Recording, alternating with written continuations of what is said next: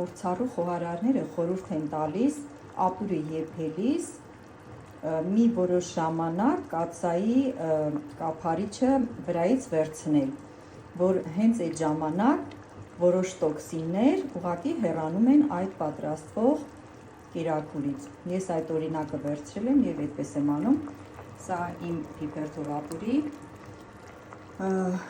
համարյա վերջնական տեսքն է։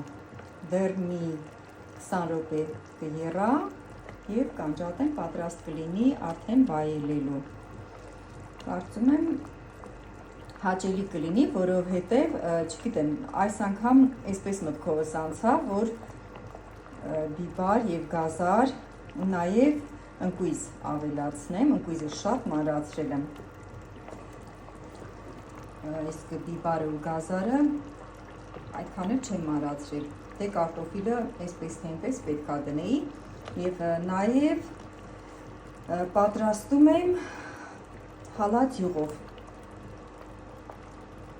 Շատ հաճելի տեսք ունի, կարծում եմ, խնդրում եմ գրեք մեկնաբանություններում։ Ես էլ այսպես, պակա-պակա։